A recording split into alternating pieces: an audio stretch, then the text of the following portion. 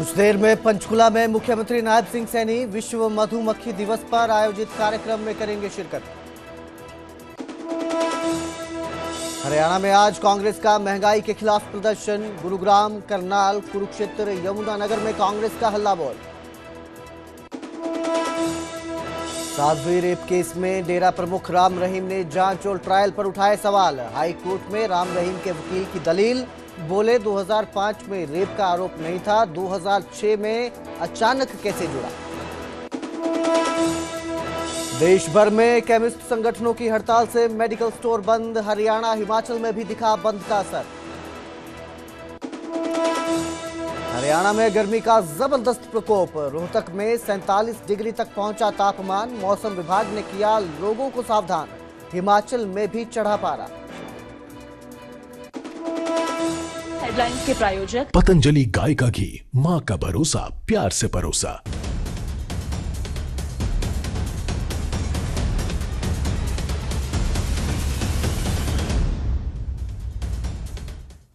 नमस्कार, स्वागत है न्यूज 18 पंजाब हरियाणा हिमाचल में। मैं आपके साथ कुलदीप भारद्वाज और हाजिर हूं हरियाणा हिमाचल प्राइम लेकर। बुलेटिन की शुरुआत करेंगे मुख्यमंत्री नायब सिंह सैनी के साथ, जो कुछ ही देर में पंचकुला पहुंचेंगे। मुख्यमंत्री नायब सिंह सैनी पंचकुला में विश्व मधुमक्खी दिवस पर आयोजित कार्यक्रम में शामिल होंगे और इस दौरान मधुमक्खी पालकों को भी बड़ी सौगात आज हरियाणा के मुख्यमंत्री नायब सिंह सैनी दे सकते हैं। तो विश्व मधुमक्खी दिवस है और इसी को लेकर कार्यक्रम आयोजित किया गया है पंचकुला में, और यहीं पर बतौर मुख्य अतिथि नायब सिंह सैनी पहुंचेंगे। विश्व मधुमक्खी दिवस पर जो हैं मधुमक्खी पालक हैं उनको सौगात भी दे सकते हैं, क्योंकि पारिस्थितिक तंत्र में मधुमक्खियों का बहुत योगदान रहता है।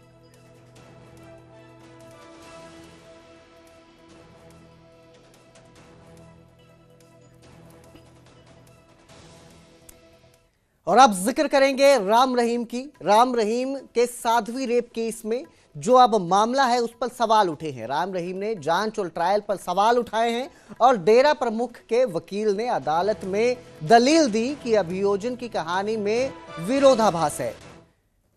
हरियाणा में आज महंगाई के खिलाफ कांग्रेस का प्रदर्शन है। करनाल, गुरुग्राम, कुरुक्षेत्र और यमुनानगर में यह प्रदर्शन होगा, जिसमें पेट्रोल डीजल के दाम में बढ़ोतरी का विरोध कांग्रेस करेगी। कई जिलों के डीसी को ज्ञापन सौंपा जाएगा। पहले भी बीते कल भी इस तरह का प्रदर्शन देखा गया था। और जिस तरह से महंगाई बढ़ रही है, पेट्रोल डीजल के दाम बढ़ रहे हैं, दूध के दाम बढ़ चुके हैं, कई जगह पर सब्जियों पर भी इसका असर पड़ता नजर आया है, क्योंकि जो कमर्शियल व्हीकल हैं वो भी पेट्रोल डीजल पर निर्भर करते हैं और उन्हीं के जरिए सामान एक जगह से दूसरी जगह पहुंचता है। तो इसके चलते महंगाई अब दिखने लगी है और इसका असर बाजार में भी नजर आ रहा है। आम लोगों की जेब पर बोझ पड़ रहा है। इसी के खिलाफ कांग्रेस का प्रदर्शन है। पहले भी प्रदर्शन किया गया था बीते कल, और आज भी कांग्रेस प्रदर्शन कर रही है। करनाल, गुरुग्राम, कुरुक्षेत्र, यमुनानगर में ये प्रदर्शन है कांग्रेस का, जहां विरोध किया जा रहा है बढ़ती महंगाई का। खाड़ी देशों में जिस तरह के तनावपूर्ण हालात बने हुए हैं उसके बाद से अब असर इधर भी दिख रहा है, भारत में दिख रहा है। हरियाणा, हिमाचल, पंजाब सभी जगह इसका असर नजर आ रहा है। और पेट्रोल डीजल के साथ अब खाने पीने की जो चीजें हैं उनमें भी महंगाई बढ़ती नजर आ रही है।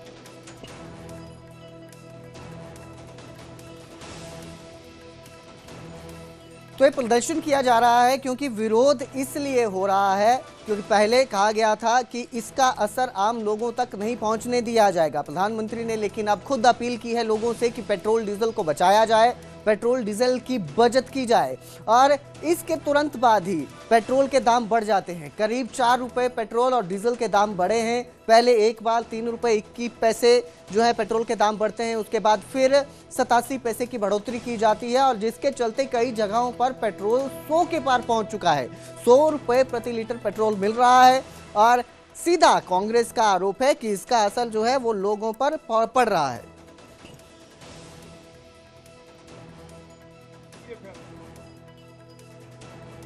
जहां भी हमारे अपने फाटक, तो उसको एलिमिनेट करके उसको खत्म करना है।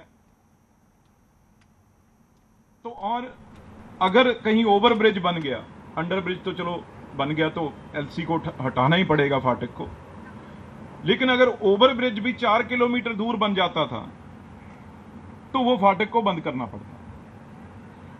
तो सर आपकी सरकार ने थोड़े दिन पहले ये फैसला लिया है कि भाई जितने एलसी खत्म होने थे तकरीबन जहां हमारे पास जगह थी, क्योंकि धीरे धीरे फाटकों के साथ घर बन गए, दुकानें बन गई, शॉप्स बन गई, तो अब कई जगह अंडर ब्रिज ओवर ब्रिज वहां पे बन नहीं सकते। जितने बनने थे तकरीबन वो देश में सारा काम हो गया। तो सर अब आपकी सरकार ने यह भी फैसला किया है भी जरूरी नहीं है अगर कहीं ओवर ब्रिज बन गया, आरओबी बन गया, तो वो फाटक को खत्म करना। अब ये है ओवर ब्रिज भी बनेगा लेकिन फाटक भी, ये नहीं है भी 3 कर्मचारियों के कारण हम उस शहर को तंग कर दें। ये 14 से पहले की पॉलिसी थी कांग्रेस सरकार की।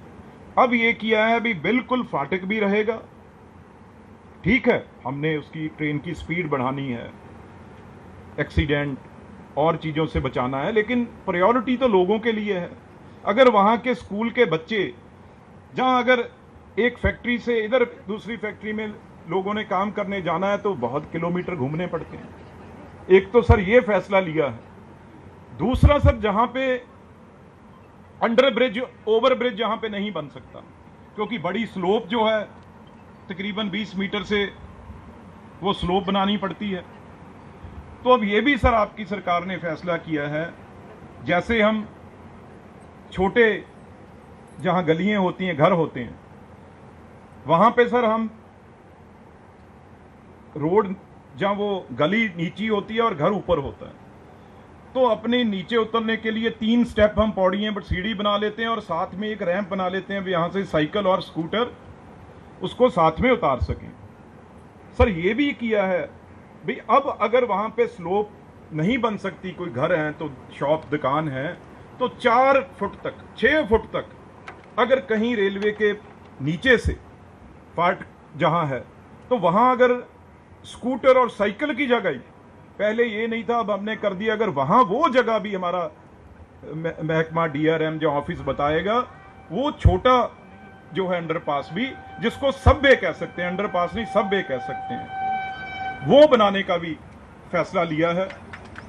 तो एक और बड़ी टेक्नोलॉजी पे अभी काम हो रहा है सर, जयपुर ट्रैक पे, जयपुर डिवीजन में आपके रहनुमाई भी, हम पंजाब में भी 2-3 जगह वो करने की कोशिश कर रहे हैं। अगर, क्योंकि आप अभी मैं आया तो सब पूछ रहे थे भी अब ठीक है जी, इसको बनने का टाइम कितना लगेगा, तो वो साल टेंडर लगने के बाद साल डेढ़ साल उसमें लग जाता है। सर ये एक जापानीज जहाँ एक टेक्नोलॉजी है जो अभी कामयाब होने के करार पे है।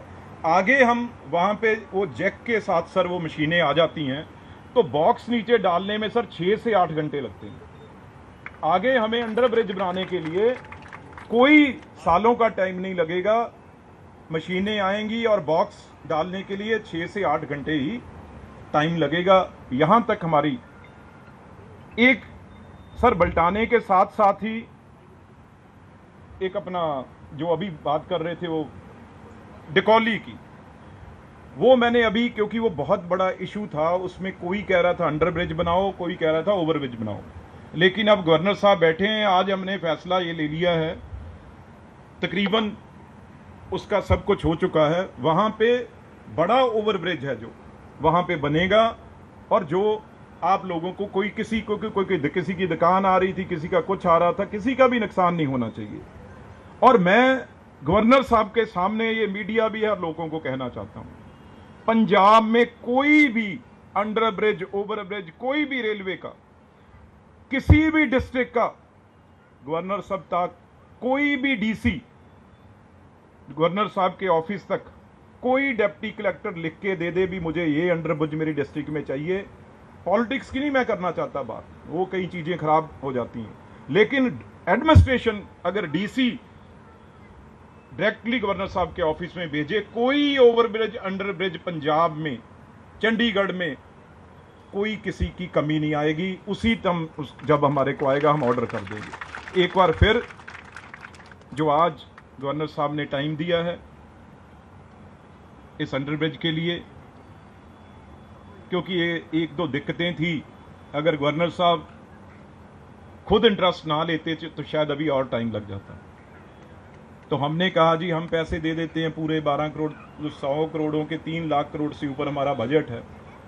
पर गवर्नर साहब ने, इनकी टीम ने ये कहा भी इसमें टाइम लग जाएगा। मैं लोगों को और तंग नहीं करना चाहता, बहुत टाइम लग गया।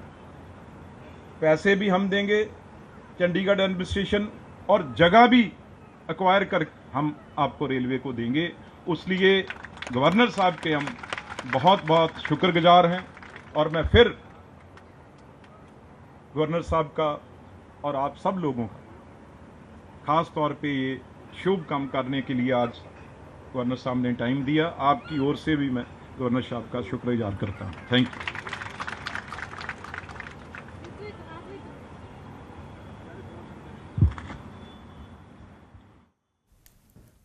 तो केंद्रीय राज्य मंत्री रवनीत सिंह बिट्टू चंडीगढ़ पहुंचे हैं और इस दौरान उन्होंने साफ साफ कहा कि रेलवे को लेकर अगर कोई भी काम है, कोई भी अंडरब्रिज चाहता है, पंजाब में भी कहीं भी किसी को भी अपने जिले में रेलवे से दिक्कत है, कोई परेशानी और उससे जुड़ा हुआ कोई काम है, तो वो उन्हें बताएं, वो बिना किसी भेदभाव के करेंगे। अंडरब्रिज को लेकर खासकर उन्होंने यहां पर जिक्र किया कि अंडरब्रिज जो रहेंगे वो बनाए जाएंगे। जिस भी जिले में जरूरत होगी अंडरब्रिज की, वहां पर उसका काम करवाया जाएगा।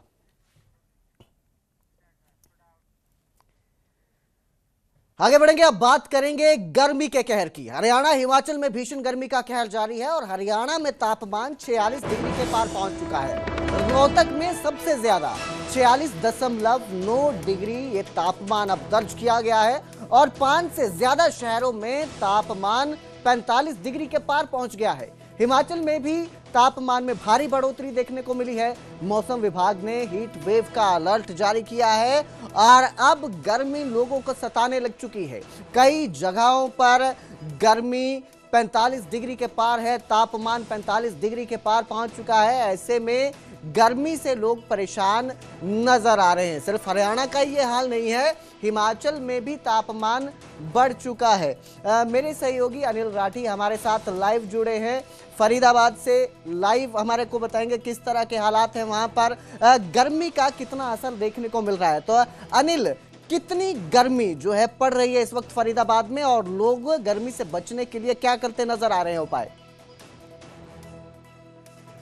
बिल्कुल स्वाभाविक है कुलदीप, देखिए जिस तरीके से हीट वेव लगातार जारी है और मेरे हाथ में आप देख भी सकते हैं ये नारियल पानी है जिससे बचने का एक मात्र सहारा है। और साथ ही साथ तमाम लिक्विड पदार्थ की बात करें, चाहे फिर वो गन्ने का जूस हो या फिर तरबूज हो, खरबूजा हो, जितने भी लिक्विड पदार्थ होते हैं जिनके अंदर पानी की मात्रा सबसे अधिक होती है, वही एक मात्र ऐसा साधन है जो कि इस हीट वेव से जो है आपको बचा सकते हैं। क्योंकि पूरे फरीदाबाद और पूरे एनसीआर की बात करी जाए तो गर्मी ने इस तरीके का सितम ढा रखा है कि हम अभी छाया के अंदर खड़े हुए हैं, लेकिन छाया पे भी हमें इतनी तगड़ी हीट जो है वो महसूस की जा रही है। और जो भी इस दौरान अगर बाहर देख सकते हैं कि लोग जो है वो छाता लेकर के निकल रहे हैं, कोई जो चेहरे अपना कवर करके जो है वो निकलता हुआ दिखाई देगा। तमाम तरीके की जो प्रिकॉशन होती हैं गर्मी से बचने की, उसके सहारे से जो है वो लोग निकलते हुए दिखाई दे रहे हैं। हालांकि एक नारियल पानी विक्रेता के दुकान के हम पर खड़े हुए हैं, इनका साफ तौर से कहना है कि बिल्कुल मैं देख पा रहा हूं और जिस तरीके की लगातार नारियल पानी आप भी पीते नजर आ रहे हैं। मैं जानना चाहूंगा कि कितनी बिक्री हो रही है नारियल पानी की भी, क्योंकि गर्मी के मौसम में पानी पीना जरूरी है ऐसा बताया जाता है और जितना हो सके पेय पदार्थ पीने चाहिए ऐसे लोगों को सलाह भी की जाती है। तो ये भी हम जानना चाहेंगे कि कितना जो है बिक्री अब इसकी बढ़ रही है। बिल्कुल स्वाभाविक है कि हम एक बार विक्रेता से बात करते हैं, नारियल पानी विक्रेता से हैं, कुछ ग्राहक भी हैं। एक बार विक्रेता से जानने की कोशिश करते हैं कि किस तरीके से ये देखते हैं कितनी सेल जो है वो नारियल पानी की लगातार बढ़ रही है आपकी फिलहाल, और किस तरीके की डिमांड आ रही है? फिलहाल गर्मी की वजह से तो सेल सही आ रही है। हाँ, तो पीछे से डिमांड वगैरह नारियल मिल नहीं पा रहा है, बहुत महंगा रहा है नारियल पीछे से बहुत महंगा मिल रहा है। कोई एक ग्राहक भी यहाँ पे मौजूद है, उनसे जानते हैं वो नारियल पानी पी रहे हैं। किस तरीके से देखते हो भी आप, क्या जिस तरीके से भीषण गर्मी है? देखिए आज का जो टेम्परेचर है 46 डिग्री का है। अभी सुबह का टाइम ही चल रहा है, दोपहर के बाद और भी जाएगा। और लगातार 2 दिन से पूरे एनसीआर में हीट वेव इतनी ज़्यादा है कि आप घर से निकलोगे तो मतलब बिना चेहरा कवर किए आप निकल ही नहीं सकते। गर्मी का इतना कि आप लोग भी कम बाहर निकल रहे हैं, और खासतौर से गर्मी में नारियल जूस, दूसरे लिक्विड है उनका सहारा ले रहे हैं लोग बचने के लिए, क्योंकि अगर बॉडी डिहाइड्रेट हुई तो समझो बॉडी का पूरा सिस्टम बिगड़ जाता है। तो बस नारियल पानी पी के, जूस पी के काम चलता है। बिल्कुल ओमन कुलदीप, देखिए पहली बात तो ये दिशा निर्देश दी जाती है कि इस भीषण गर्मी के अंदर आप कम से कम बाहर निकलें, और यदि फिर भी आपको घर से बाहर निकलना अनिवार्य है और घर से बाहर निकलने के बगैर जो है वो आपका काम नहीं चलता, तो उसके लिए आप प्रिकॉशन जरूर लें। फिर चाहे अपने शरीर को कवर करने की बात हो, सिर को ढकने की बात हो, या फिर इस तरीके के पेय पदार्थ जो होते हैं उनको पीने की बात हो, ताकि आप इस हीट वेव से पूरे तरीके से अपने आप को बचा जी बिल्कुल अनिल, सबको अपना ख्याल रखने की जरूरत है और आप भी अपना ख्याल रखिए, अपनी बॉडी को हाइड्रेटेड रखिए और इसी तरह गर्मी पर नजर बनाए रखिए। कितना तापमान अभी और चढ़ेगा ये अभी देखना बाकी है। बहुत बहुत शुक्रिया हमारे साथ जुड़ने के लिए। उधर करनाल में भयंकर गर्मी से लोग परेशान हैं। लोग अपने घरों में दुबकने को मजबूर हैं क्योंकि गर्मी इतनी ज्यादा है कि बाहर निकलना मुश्किल हो चुका है। गर्मी काफ़ी ज़्यादा देखने को मिल रही है। पिछली बार से इस बार लग रहा है ज़्यादा गर्मी है, क्योंकि अभी तो जून शुरू भी नहीं हुआ है और हीट वेव काफ़ी ज़्यादा है। इस वजह से बाहर निकलने में दिक्कत आ रही है और काम के लिए बाहर जाना मुश्किल हो रहा है। टेम्परेचर काफ़ी ज़्यादा रहता है और इस बार एकदम से बहुत तेज़ गर्मी पड़ी है, जिस वजह से बाहर निकलना मुश्किल हो गया है और मतलब बिना पानी के तो काम ही नहीं चलता है, बाहर निकलना बहुत ज़्यादा मुश्किल है। मतलब बहुत ही भयंकर गर्मी है। आजकल बूढ़े और जितने भी बूढ़े आदमी हैं उनको बाहर निकलना बड़ा मुश्किल हो रहा है और ऐसी गर्मी हमने पहले कभी नहीं देखी जो ये आज की गर्मी पड़ रही है। भी बहुत ज़्यादा एक वर्षा जड़ा लिगड़ा राधा करके बनना बराबर हो जाएगा, घर लिगड़ना भारी हो रहा। इतनी गर्मी हमने तो देखी नहीं थी कभी जिंदगी में। मेरी 72 साल की उम्र हो रही, इतनी तो कभी गर्मी देखी नहीं थी पहले। चलिए अब जिक्र करते हैं सोनीपत का, जहां गर्मी के चलते अस्पतालों में मरीजों की संख्या बढ़ रही है। गर्मी का असर इस कदर लोगों पर दिख रहा है कि उनकी तबीयत खराब हो रही है, लेकिन अस्पतालों में खराब व्यवस्था मरीजों की समस्या को और ज्यादा बढ़ा रही है। सोनीपत सिविल अस्पताल में बड़ी लापरवाही देखने को मिली है। डीसी की गाइडलाइंस के बावजूद हालात बिगड़े हैं। पंखे तक अस्पताल में चलते नजर नहीं आ रहे हैं। तस्वीरें आपकी स्क्रीन पर हैं, आप देख सकते हैं कि लोग गर्मी से बेहाल अस्पताल के अंदर बैठे हुए हैं। एक तो गर्मी के चलते तबीयत खराब है, लेकिन वहां अस्पतालों में खराब व्यवस्था होने के बाद मरीजों की परेशानी घटने की बजाय और बढ़ती नजर आ रही है। सोनीपत की ये तस्वीरें आप देख सकते हैं कि कितने तादाद में लोग अस्पताल पहुंच रहे हैं जिनका स्वास्थ्य खराब हो रहा है, और यहां पर हालात ये हैं कि पंखे भी इक्का दुक्का चलते नजर आ रहे हैं, बाकी पंखे बंद पड़े हैं। तो इस गर्मी में जहां तबीयत खराब है वहीं व्यवस्था उनकी समस्या को और ज्यादा बढ़ाती दिखाई दे रही है। बंद है, लेकिन चलाने के स्पेशल आदेश डीसी के द्वारा पारित हुए। प्रचंड गर्मी का असर सोनीपत जिले में भी देखने को मिला है। जहां टेम्परेचर 44 डिग्री है, वहीं प्रशासन की तरफ से येलो अलर्ट जारी कर दिया गया है। ये कह दिया गया है कि विशेष सावधानियां बरतें, स्कूल हो या फिर अस्पताल, पेयजल और पंखों की या कूलरों की व्यवस्था पूरी की जाए। हम सोनीपत के सिविल अस्पताल हैं, लेकिन यहाँ पर प्रशासन की गाइडलाइन की कोई भी व्यवस्थाएं देखने को नहीं मिली है। कोई भी जो उनके द्वारा आदेश दिए गए हैं, आप तस्वीरें देख सकते हैं, भीड़ है क्योंकि जिस तरह से गर्मी बढ़ी है तो ओपीडी में मरीजों की संख्या भी लगातार बढ़ रही है। सबसे बड़ी अव्यवस्था यहीं पर देखने को मिली है, जो पंखे हैं वो बंद हैं। ये देखिए पंखे आधे से ज्यादा बंद हैं, लेकिन चलाने के स्पेशल आदेश डीसी के द्वारा पारित हुए हैं कि गर्मी से बचने के लिए जो पंखे हैं उन्हें चालू किया जाए। इसके साथ ही जो भीड़ है, जो पंखे चल रहे हैं उनकी स्पीड ना के बराबर है, जिससे जो मरीज हैं उन्हें परेशानियों का सामना जरूर करना पड़ रहा है, क्योंकि गर्मी बहुत ज्यादा है और टेम्परेचर ज्यादा होने के कारण जहां भीड़ होती है वहां पर ऑटोमेटिकली टेम्परेचर बढ़ जाता है। लेकिन उसके बावजूद भी यहाँ पर ओपीडी है, सभी डॉक्टर बैठते हैं। हालांकि डॉक्टरों के रूम में सभी पंखे और कूलर चल रहे हैं। एक बुजुर्ग है, उनसे बात कर लेते हैं। क्या नाम अंकल? कैलाश। अंकल जी, पंखे बंद हैं, गर्मी में क्या कितनी दिक्कत आ रही है? दिक्कत तो है, फिर क्या किया जाए जब ये तो गवर्नमेंट का जो करने वाले नहीं किए हैं तो दिक्कत तो रहेगी। हीट वेव है, येलो अलर्ट जारी कर दिया प्रशासन ने। ये कहा सोनीपत में भी हालात और बिगड़ सकते हैं, पंखों की व्यवस्था हो। तो क्या कहोगे, डीसी के द्वारा आदेश दिए गए हैं? ये तो पंखा लगवाना चाहिए, जो खराब है उनको ठीक करना चाहिए ताकि लोगों को राहत मिले। एक भाई बैठे हुए हैं, उनसे बात कर लेते हैं। भाई, गर्मी की वजह से कितनी परेशानी है? बहुत परेशानी है जी, बहुत। एक भी पंखा का ढंग का नहीं चल रहा, सब मंदा चल रहा है। और कितनी पब्लिक खराब हो रही है, लोग पंखा हाथ में किताब लेकर लग रहे हैं हवा करने, बहुत परेशान लोग। ऐसा तो नहीं गर्मी की वजह से किसी बीमारी की दवाई लेना हो? कितनी बीमारी बने हैं जी, किसी को हवा नहीं लग रही, किसी हाथ में टकराव चल रहे हैं, वह बीमारी दूसरे का दूसरा लगा है। ये बीमारी बहुत बचने के लिए सुविधा होनी चाहिए, इसीलिए।